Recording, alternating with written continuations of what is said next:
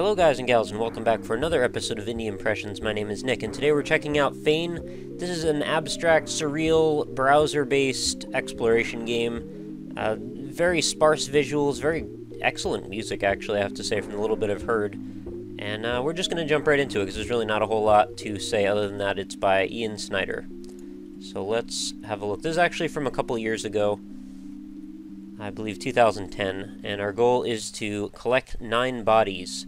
So those are our pages in this case, I suppose.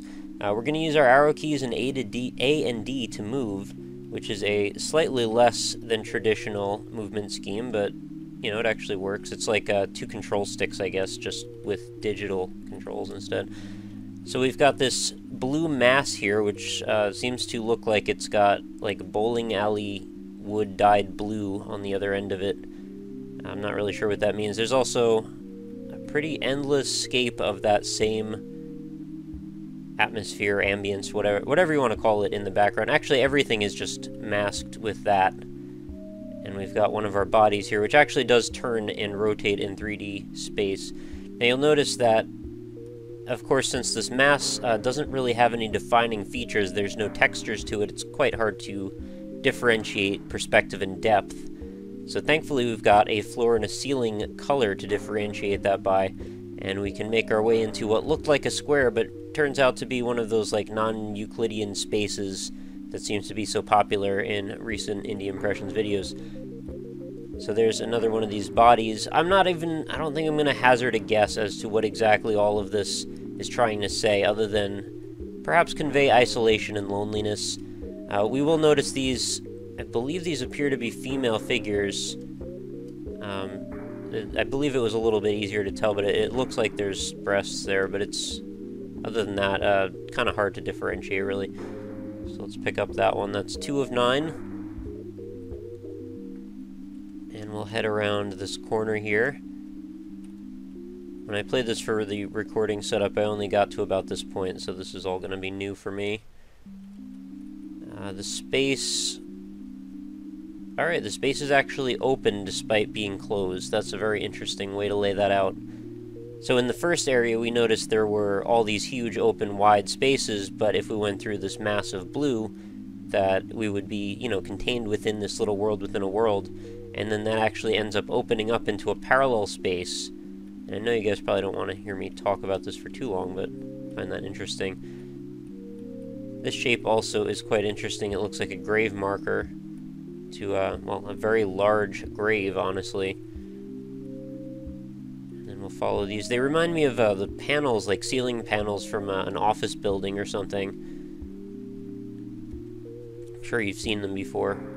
Uh-oh, I think we're going to get into maze territory, perhaps. Now let's investigate in here. Hopefully these don't branch off too much, or that might be a little difficult. I guess if you were to try to read into the body posture of this figure, they either look like they're deep in concentration, like they're meditating, or perhaps they're grieving, sad, miserable, lonely. I could see this as like your frustration, sad pose. Alright, let's grab that. 3 of 9. Keep on going. Presentation-wise, I find this actually quite engaging. Despite its simplicity, I mean, the music really goes a long way to make this whole presentation really pop, but, I mean, the look of it isn't bad either. And I say despite its simplicity only because there's so little going on in a technical sense. I mean, we've got basically one texture and a series of masks that go over those textures in shapes. So this figure seems much more confident, although still a defensive body posture. We've got, it looks like arms crossed at the front, hips forward on one side. Yeah, that looks like a self-defensive type of measure that someone would take when they're speaking with someone in a way that makes them feel uncomfortable. Although it looks like they're engaging the person straight on instead of looking down or to the side, which is, I think, a usual tactic of someone who wants to avoid a confrontation. Still, not exactly sure what we're getting out of that information. I just thought it would be interesting to discuss, since there is so little information to give us. insight into this. Alright, so here we have a much more relaxed body posture, although it's kind of hard to understand what exactly... Oh, okay. The legs from that angle were very strange looking. So that's a much more open, relaxed, comfortable position. Although perhaps still a little guarded, but, you know, kind of hard to say. You'd probably need to see their facial expression to read more into it than that. And we do not have that luxury, for whatever reason. So this may end up being a rather short game. That's not a big deal, though. I'm just wondering if we're going to get any kind of resolution when we get to the end, or if this is just going to be open-ended, as these things so often are. Oh, is that going to be a pit? I'm just looking for the next way forward, and I'm not really seeing one. So that very casual, sort of lighthearted appearance of the last posture now has a much more fatigued, tired, upset look to it in this posture. That's a I've been sitting here far too long and now my mind is wandering look. Alright, I picked that one up, and what now? Oh, I can actually just walk out of this. Well, that's a little bit on the trippy side. Very cool, though. And through another one of these little gates. See some other sort of monolith. Kind of worried if these are going to be too open, I may never find my way through. This sort of space is very easy to get turned around in. There's so little to use for reference. Okay, there is actually a wall here. And I do have to keep my eyes open in every direction because you never know when something's going to pop up that you didn't expect. Okay, I can move very, very far away in this direction. I'm not sure I want to do that, though. Maybe I just need to cross around to the other side here? I'm not sure if I went this way yet. It might be totally different. Like, a space that looks fairly similar may end up just being completely different. What was that? Oh, is there a hallway down in this end? See, I could have totally missed that. Pretty sure this is the intended way forward, although it's now seeming very maze-like. And we've got another body here. That's... I don't know how to read into that one. That's either I'm so tired I've fallen asleep, I'm completely fatigued, or exasperatedly upset and weeping and crying and smashing and tearing at the floor. So that's 7 of 9. I believe that's a Star Trek reference. I'm not good at Star Trek, though. Let me know. Okay, I can go out of that one. I'm not sure I want to do that. Still got this way to go. Oh man, see, the blue space really tied everything together. Although now that I've been staring at it for this long, it's starting to look a lot more gray. Although I'm not sure, maybe that's intentional? And also, I think I just found a secret passage or something. Oh boy. This could be awkward. Yeah, I don't know where I am. I really don't want to get lost in this invisible nothingness. There's a definite sense of dread that you could get. Oh, jeez. If you just happen to be in a space where there's no frame of reference, I think that's probably one of the scariest things. What? Oh, man, they're doing mind tricks now. Not sure why that brought me through there, but it did. Alright, what can we tell? It looks like you're running now. Holding your side, perhaps? Never a good thing. 8 of 9, and there's only one more. Oh, geez. I wonder if I'm going to be able to find the last one.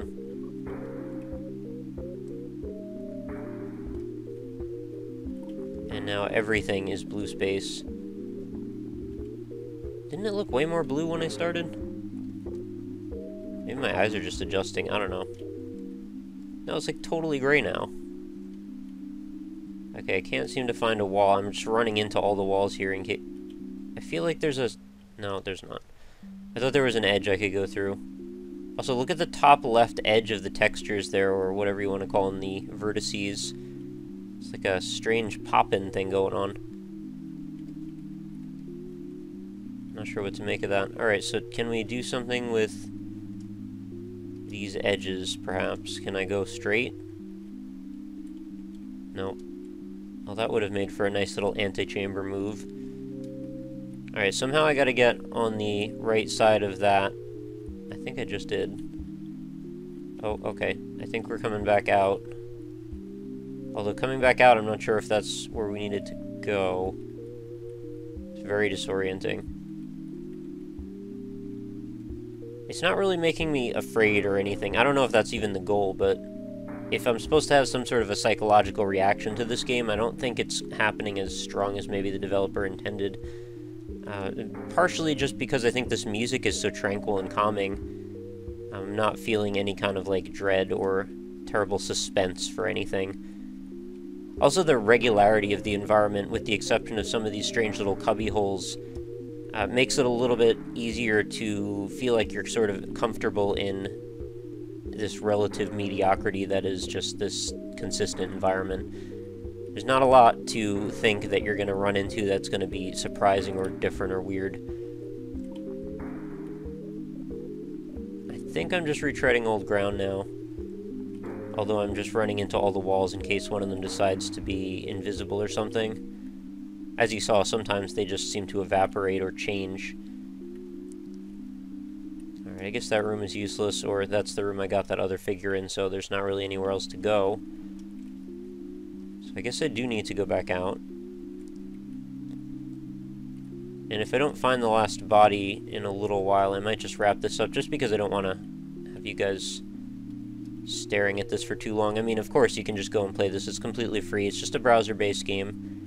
The developer in question here actually has a neat little back catalog of games I'm probably going to have to sort through. Like some cool stuff in there. Yeah, if I had one complaint, it's just that I don't like that you can go infinitely out, or maybe not infinitely, but very, very far out in some of these spaces. And it's fine to give a sense of perspective or distance, but at the same time, like, you're not really gaining anything from doing this. It's just serving to make this whole trip a little bit more frustrating, because, like, I really don't know how I'm supposed to find forward anymore. Everything's fragmented into a million little paths, and I guess that's the accomplishment, is if you can still find forward, you know, that's how you win the game. Otherwise, this might be very, very short if it was just a linear path. So there's a very fine line we draw, a very fine distinction between a linear game and a more non-linear experience, and where the desirable level seems to sit always is a sort of a sliding, moving scale with the experience, and a lot of games could do with more or less, depending on what their intended goal is. How did I end up back here? Thought I would have known better. Whoa, where am I now? I just got really confused. I have almost no idea where I am. And it's starting to get frustrating. What on earth just happened there? I think I just walked around a corner that blocked everything. Alright, this keeps being the same room. Is it just... is it the game directing me to the same place? Like, so I don't get lost? There might be, like, way better design here than I thought, if that's the case. But I really can't say. If I just had, like, one little point of reference on a wall, or, like, a landmark, some sort of strange abstract shape, something to just tie me to a space, it would be a lot easier to get around. But I'm pretty sure that the developer intended for it to not be easy to get around, and, you know, that's fine too. And experiences like this we could never really have without video games, and anybody that ever questions if games can be art, this is definitely, I think, more on the art side than the game side. I don't think we have a huge discussion there. But if you disagree, of course, I'm willing to hear you out. That is always the thing, by the way, if you ever wonder, like, I don't really have hard and fast opinions that are unchangeable. So if you ever disagree with something, I think, feel free to let me know. I'm always happy to dialogue about it. I'd love to hear more perspectives. Because that is really what I'm here to do on this show. It's to promote discussion more than anything. I mean, as well as show you a lot of cool games. That is also a goal. But the discussion element is very high on my priority list. I think we're not really going to get anywhere unfortunately, and I think I've gone around that corner again and completely gotten lost. Oh my goodness. Yeah, definitely a bit on the hellish side, the idea of getting lost in an endless void of a repeated texture or pattern. At least there's a pattern to ground you somewhat. If it was just white space or a solid color, that could make things even more uncomfortable. Could almost see that as like a unlockable, you know, switch the texture over to just being a color. See what that makes players feel. Change the music a little bit. I think there's a whole series of experiments to be done here. Anyway, I think we're going to wrap up Feign, because I don't see myself getting anywhere at this point. I'm going around in circles quite a bit. So I will let you guys, if you can, find the last body and let me know what happens, because I am curious. Oh, did I just find something new? Completely out of nowhere? Did I just... I don't remember walking through this, unless this is how I got to where I was a moment ago. Wow, this is very antechamber. Is this to make me turn around? No. Hang on. Okay, wait, maybe we'll finish this out yet. I don't know what's going on. Alright, so there is a gap on this side of the wall, but it doesn't seem to go anywhere as far as I can tell. Let's go back around the corner more. Alright, so the gap only occurs once every 4... Oh wait, did I get out? Or is this just more of the same? Okay, this has to be new, right? It's so hard to tell. I'm also afraid I'm gonna go around a corner and just like run into the final body without expecting it, and then the game's just gonna go to the desktop. Hate when they do that. I don't know if that's what's gonna happen, just saying. I may have found my way back to the beginning of the game, I'm not sure. Like, sincerely befuddled and confused. Did I see this before? Yeah, there was a body here.